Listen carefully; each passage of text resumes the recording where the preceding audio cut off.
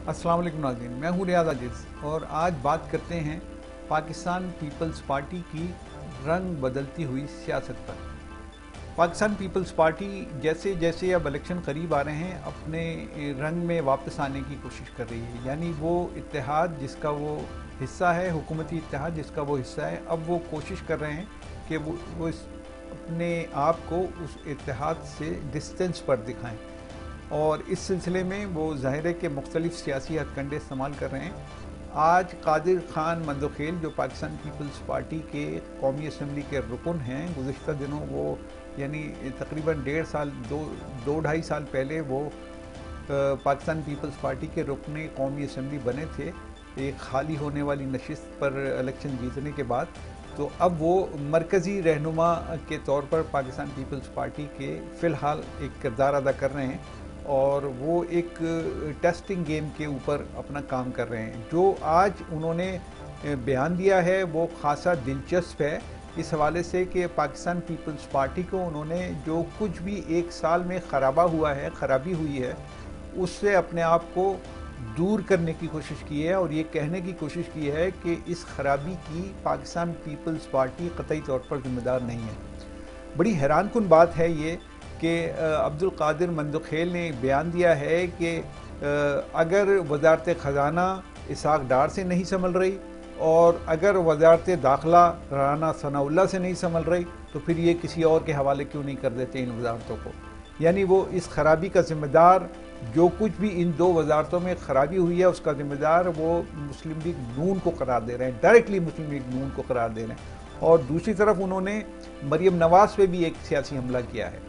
मरियम नवाज़ को उन्होंने कहा है कि वो बार बार ये कहती हैं कि मेरा इस हुकूमत से कोई ताल्लुक़ नहीं है, तो वो लोगों को बेवकूफ़ बनाने की कोशिश ना करें, लोग बेवकूफ़ नहीं हैं। अब ये कौन कह रहा है? ये एक ऐसा शख्स कह रहा है पाकिस्तान पीपल्स पार्टी का कि जो हुकूमत का हिस्सा हैं, बल्कि एक बड़े स्टेक होल्डर हैं इस हुकूमत में, बड़ी खासी वजारतें भी लेके बैठे हुए हैं मुख्तलिफ शोबों की, वजारत खारजा समेत, जो Bilawal Bhutto Zardari chairman Pakistan peoples party hold कर रहे हैं। अब ये भी एक तारीख़ की दिलचस्प बात रहेगी, तारीख़ में नुमाया और जली हरूफ से लिखी जाएगी कि पाकिस्तान पीपल्स पार्टी के चेयरमैन ने एक नून लीग के सदर की क़यादत में या उनकी सरबराही में वजारत कबूल की है और उनको अपना बॉस तस्लीम किया है। इन अदर वर्ड्स, तो अपने बॉस के ख़िलाफ़ अब पाकिस्तान पीपल्स पार्टी के लोग बातें कर रहे हैं, अगरचे खुद बराह रास्त बिलावल भुट्टो जरदारी नहीं कर रहे, वो अब्दुल कादिर मंदोखेल से ये बातें करवा रहे हैं। जाहिर है कि उनकी इजाज़त के बगैर अब्दुल कादिर मंदोखेल की ना इतनी हैसियत है, ना इतना कद है कि वो इतनी बड़ी बात कर सकें। वो जो कुछ भी कह रहे हैं वो उस यानी अपनी पार्टी का वर्जन आगे बढ़ा रहे हैं। अब अगर इसमें कोई बहुत ज़्यादा ख़राबी पैदा हुई तो फिर ये कहकर अब्दुल कादिर मंदोखेल को चुप करा दिया जाएगा कि ये इनका ज़ाती वर्जन है, ज़ाती राय है। ये आमतौर से सियासी जमातों में होता है कि अपनी बात भी कह देते हैं और उसके बाद वो उस बात से पीछे हटने के लिए ये रास्ता इख्तियार करते हैं कि ये कहते हैं कि ये इनकी ज़ाती राय है, यानी पार्टी क़यादत या पार्टी के लोग ये कह देते हैं कि ये फलां साहब की ज़ाती राय थी, ये पार्टी वर्जन नहीं था।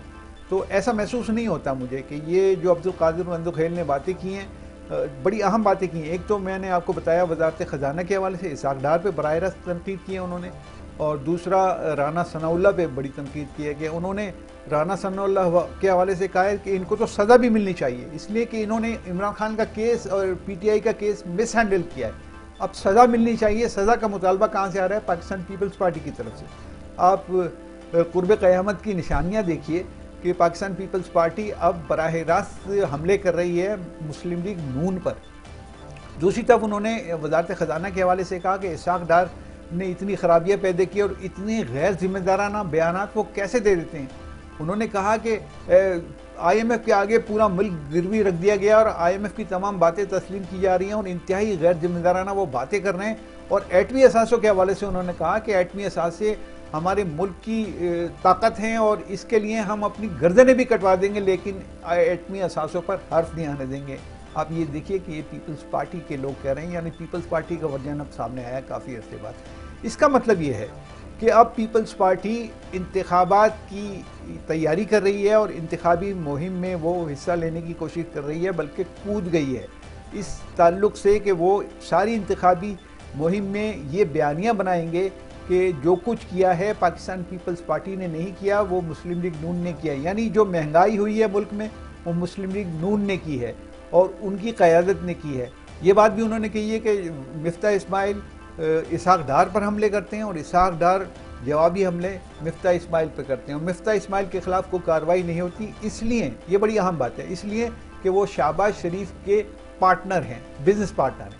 اب یہ بڑی خطرناک صورتحال ہے. میں سمجھتا ہوں کہ اتنی بات اور اتنی سخت باتیں جو آج انہوں نے کی ہیں، وہ تو جس طرح P T I known league کے خلاف باتیں کر رہی ہے، اسی طریقے کا آج تاثر اور لہجہ مجھے نظر آیا ہے پاکستان پیپلز پارٹی کے رہنما کی زبان میں اور چہرے میں اور الفاظ میں. تو وہ لہجہ وہ الفاظ بڑے سخت ہیں، اور میں سمجھتا ہوں کہ اب یہ ابتدا ہے کہ پاکستان پیپلز پارٹی کسی وقت بھی یہ کہنے والی ہے کہ ہمارا اس حکومت سے کوئی تعلق نہیں ہے، اور وہ ہو سکتا ہے حکومت سے علیحدہ بھی ہو جائیں. اس کے اشارے کچھ بلاول بھٹو زرداری ماضی میں دے چکے ہیں کہ اب فلاں کام نہیں ہوا تو ہم حکومت سے علیحدہ ہو جائیں گے، اور فلاں بات ہماری نہیں مانی گئی. جو مردم شماری ہو رہی ہے اس حوالے سے بلاول نے متعدد بار یہ بات کہی ہے کہ اگر یہ ہماری مردم شماری ہمارے جو سارے لوگ ہیں ان کو نہیں گنا گیا اور ہمیں محسوس ہوا کہ مردم شماری ٹھیک نہیں ہے تو ہم حکومت سے علیحدہ ہو جائیں گے یا ڈسٹنس کریں گے اور احتجاج کریں گے.